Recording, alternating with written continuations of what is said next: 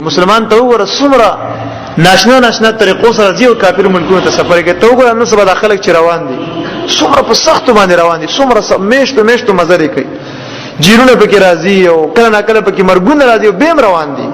اول ته موږ د اسلام نه وای تنګي، والعیاذ بالله من ذلک. نه نغد ځان کافر کوي، نغد او پیسې ګټي پیسو د پاره. اسی یو واقعه یاد شو، اخري خبره به وکم به خبره ختم کو.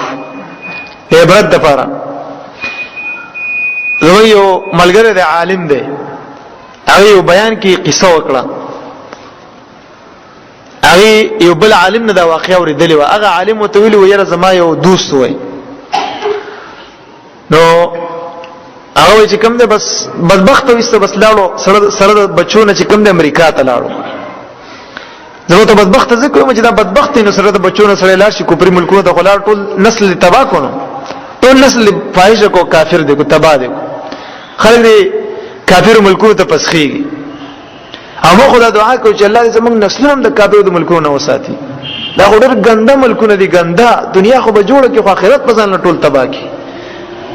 کاش مسلمانان په دې نقطه باندې پوه شي. مسلمان ته وګوره څومره ناشنا طریقو سره ځي او کافر ملکونو ته سفر کوي. ته وګوره نو سبا د خلک چې روان دي څومره په سختو باندې روان دي، څومره میشتو مزرې کوي، جیرونه پکې راځي او کله ناکله پکې مرګونه راځي او بیم روان دي. اول ته موږ د اسلام نه وای تنګي، والعیاذ بالله من ذلک. نه نغد ځان کافر کوي، نغد او پیسې ګټي پیسو د پاره. نو هغه کس کوم نه بدبخت ایسلاړو امریکا ته، ولته کورم ځان سره بوت. یو وخت کې کوم دینو دا کس وی ما سره رابطه وکړه او خبر را سره وکړه ډېر وګدي. راته ویل چې زه دلته رالم نو د دې ډېره معافي عبرت د پاره خبره کوم. نو زما د کور کې چې کوم لورګانې نو هغه ټولې سره فاحش شو، بچی هم فاحش شو او ډېر بد حالات بیان کړل چې ډېر خطرناک حالات شو. او ما به چې تاسو له فورن به پولیس ته ټلیفون وکړ، چې پولیس به اوچت کړم او بندي به کړم، سوره دې به بندي وبا چې څه کړه. دا خدای هر څړي خپل خوخه ده چې څنګه کین هغه څه به کوي. ما چې تاسو مصیبت کې گیر شم. ها تر دې چې روزانه و چې دلم او سوځیدلم. د الله رب مين عذاب ورکو دنیا کې ته دا سزا ورکوله دی خبيستا. وای چې ته مشوره راکړه چې ول راولې د سوچي ګو ما ته قصه وکړه، راته ویل چې د الله به خو آسانه خبره ده، خنزیر غوخه وخره یو سو زلي ارسو غیرت بدن وتلې به بالکل پیړیږي او چاقېږي به. اول می چې کوم د زړه نه کېدو، اخر می ویل چې صبر اسوي خو ګورم خنزیر غوخه می چې سو زلي وخړل وی ولا اعوذ بالله من ذلک. وای بالکل می د ذهن نه صدا خبره وته لګنه چې دا څه کوي او څه نه کوي، ښه کوي که بد کوي، سره می توجه ته ناراضي، خپل ژوند دی خپل کار کوم وای.